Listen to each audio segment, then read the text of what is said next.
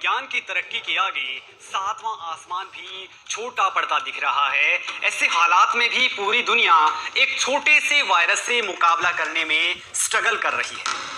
दूसरा साल लग गया, लेकिन धरती कोरोना के टेंटिकल्स में 2021 में भी जकड़ी हुई है। सिर्फ 0.85 एटोग्राम यानी 85 ग्राम के 1 करोड़ खरबवें हिस्से, ठीक सुन रहे हैं आप, 1 करोड़ खरबवें हिस्से के बराबर वजन के कोरोना वायरस ने दुनिया में तबाही ला दी है। 1 करोड़ खरब को समझने के लिए आपको बस एक के बाद बिना रोके 20 जीरो लिखने हैं, तो वो संख्या आपके सामने हाजिर हो जाएगी। यानी एक कोरोना वायरस का वजन होता है 0 के बाद 18 जीरो और फिर 8 और फिर 5। दोस्तों, कोरोना वायरस के वजन को डिनोट करने वाली ये संख्या 0.00000000000085 ग्राम जितनी बड़ी है। कोरोना वायरस का खतरा उससे भी कई गुना बड़ा है, लेकिन तमाम संसाधन, तमाम उपाय और दुनिया भर की एडवांस टेक्नोलॉजी ने सिर्फ इलेक्ट्रॉन माइक्रोस्कोप से दिखाई देने वाले इस कोरोना वायरस के आगे घुटने टेक दिए हैं। अकल्पनीय सी दिखने वाली ये संख्या आपको हमने सिर्फ इसलिए बताई है कि आप ये समझ सकें कि जिस दौर में इंसान अब है उसमें हम खुद को बेहद एडवांस कहते हैं, लेकिन फिर भी हम कोरोना वायरस के सामने स्ट्रगल कर रहे हैं। तो कल्पना कर लीजिए कि अगर यही 100-200 साल पहले हुआ होता तो क्या होता। शर्तियां तबाही मची होती, लेकिन इतिहास के पन्नों पर नजर डालने से गणितीय आंकड़ों का यही पैटर्न तबाही की ऐसी कड़ियां जोड़ रहा है जिन्हें सुनकर आप भी हैरान रह जाएंगे। ये पैटर्न है हर 100 साल में आने वाली तबाही की विनाशलीला का। महज 400 साल के आंकड़े बताते हैं कि हर शताब्दी के 20वें साल में इंसानों पर महामारी का कहर बरपा है। साल 1720, फिर 1820, इसके बाद 1920 और फिर 2020, यानी वो साल जिसके आखिर में 20 आता है, महामारी की मार जरूर झेलता है। इस लिहाज से देखें तो महामारी का अगला ट्रैक अब 2120 में तय है। अब ये इत्तेफाक है या कुछ और पता नहीं, लेकिन पिछले 400 साल में हर 100 साल बाद ऐसी महामारी जरूर आई है जिसने पूरी दुनिया में तबाही मचा दी। हर 100वें साल आने वाली इस महामारी ने दुनिया के किसी कोने को नहीं छोड़ा। करोड़ों इंसानों की जान लेने के साथ साथ इसने कई इंसानी बस्तियों को हमेशा के लिए धरती के नक्शे तक से मिटा दिया।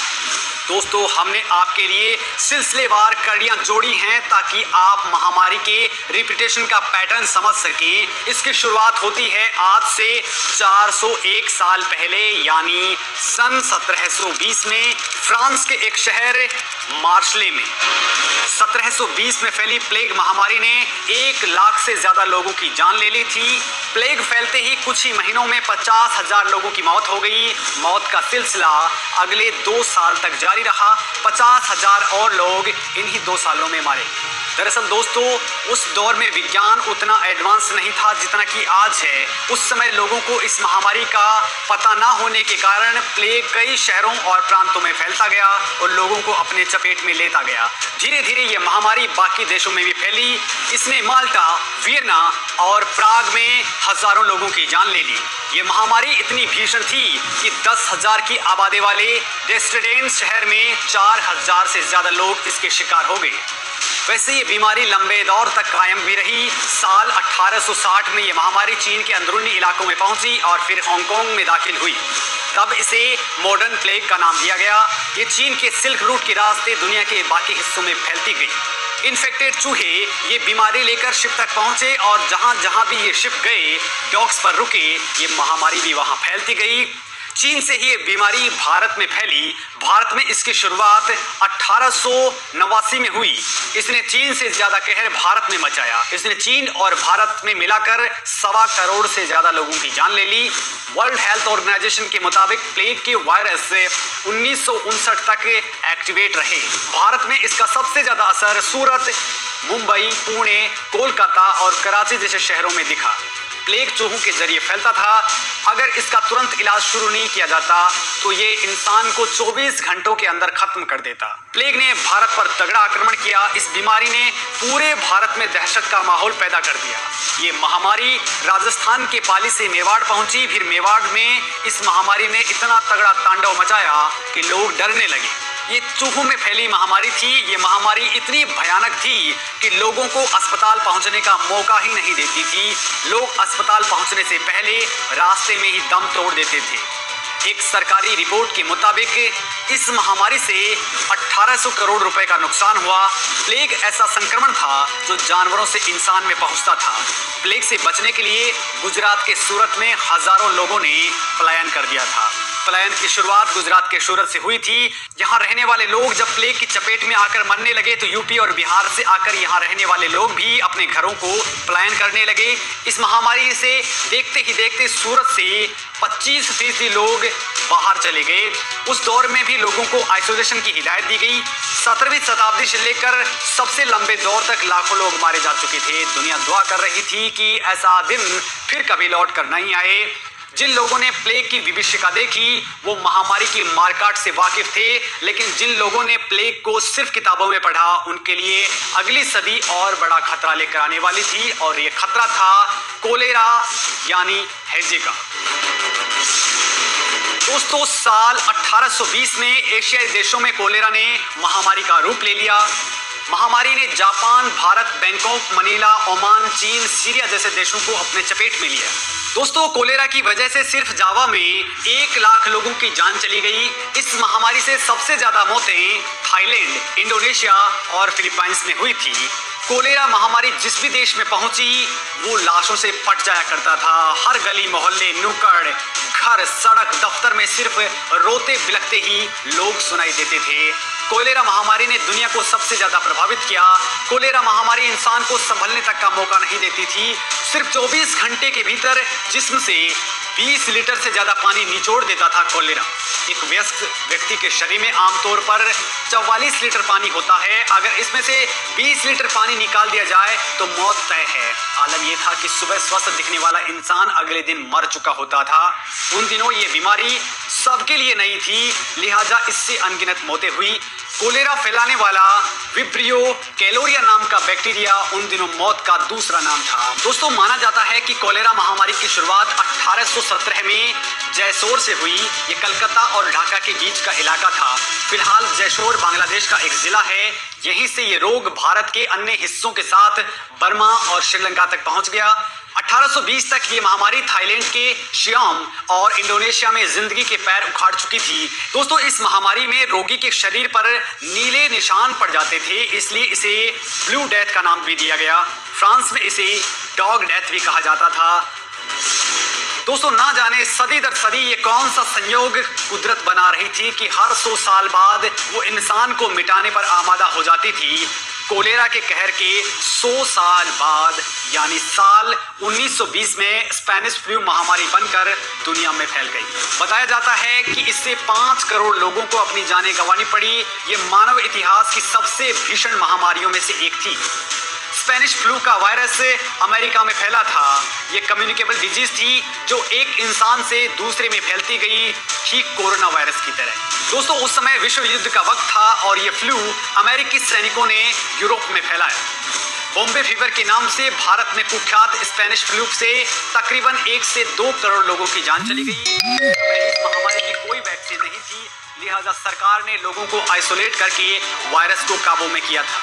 दोस्तों, कोलेरा के कहर के ठीक 100 साल बाद 1920 में ये स्पेनिश फ्लू फैला था। वैसे तो इसके बीज 1918 में ही पड़ गए थे, लेकिन दुनिया ने स्पेनिश फ्लू का अत्याचार 1920 में ही देखा। दरअसल जब दुनिया 1918 में प्रथम विश्व युद्ध की वैश्विक विभीषिका से उबरने का प्रयास कर रही थी, ठीक उसी वक्त स्पेनिश फ्लू ने दस्तक दे दी। प्रथम विश्व युद्ध में जितने लोग मारे गए थे, स्पेनिश फ्लू ने उससे 2 गुना से ज्यादा लोगों को ले लिया। यह भी माना जाता है कि स्पेनिश फ्लू पश्चिमी मोर्चे पर सैनिकों से तंग और भीड़ भरे ट्रेनिंग कैंपों में फैला। विशेष रूप से फ्रांस के साथ लगती सीमाओं पर स्थित खाइयों में प्रदूषित वातावरण में इसके फैलने में मदद मिली और यह फैलता गया। नवंबर 1918 में जब युद्ध समाप्त हुआ और सैनिक घर लौटने लगे तो वायरस उनके साथ चला गया। हालांकि तब आज की तरह हवाई यातायात शुरुआती स्टेज में था और ज्यादातर ट्रेन और पानी के जहाजों से ही सफर होता था।